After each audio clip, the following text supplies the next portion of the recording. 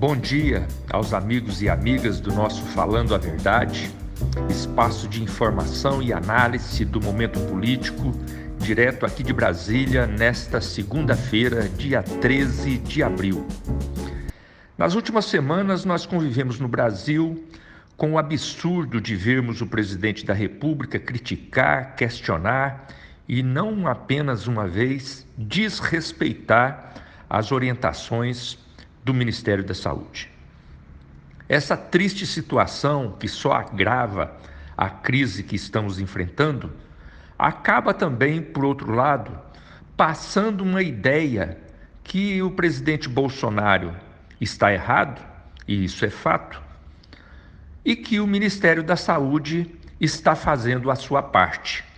Essa não é verdade. Desde o início, eu tenho questionado o posicionamento do Ministério da Saúde. O ministro Mandetta não fez o que precisava ser feito. O Brasil não foi pego de surpresa pelo coronavírus. Nós vimos o que aconteceu na China, na Itália, o que aconteceu em vários países da Europa. Até chegar aqui no Brasil, foram mais de 2 meses, tempo suficiente para que o país se preparasse. E o Brasil não se preparou.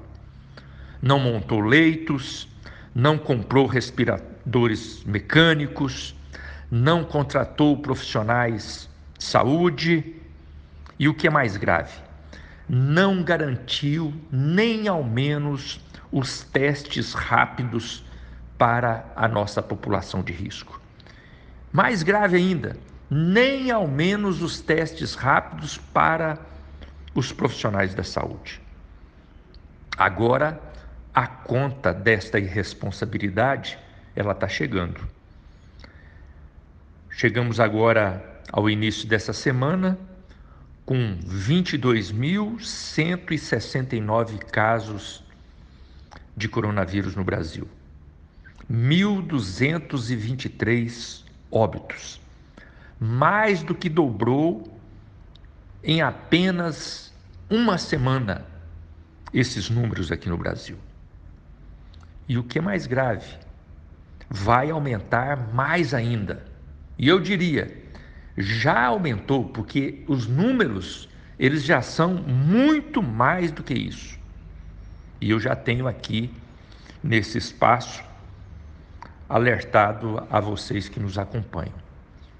E por que eu tenho insistido nisso, de mostrar que esses números apresentados pelo Ministério da Saúde, eles estão distorcidos?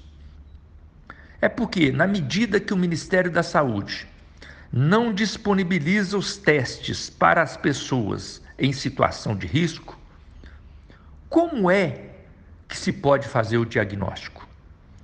Como é que nós vamos saber se a pessoa está ou não está com coronavírus?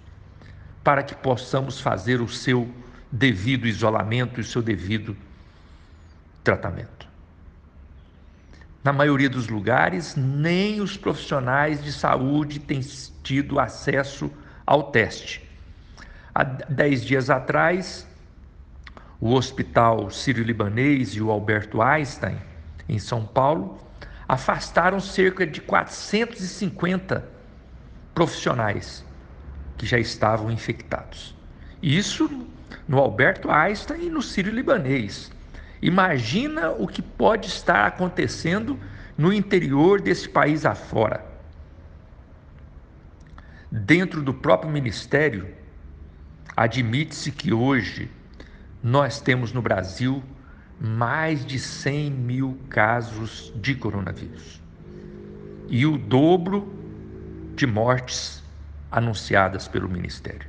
Isso mesmo, até as mortes estão subnotificadas, porque como não tem o teste anterior para poder registrar a infecção, na hora do óbito, muitas das vezes, registra-se como síndrome respiratória aguda grave, que, segundo os relatos, aumentou em mais de 5 vezes no último mês como causa de morte.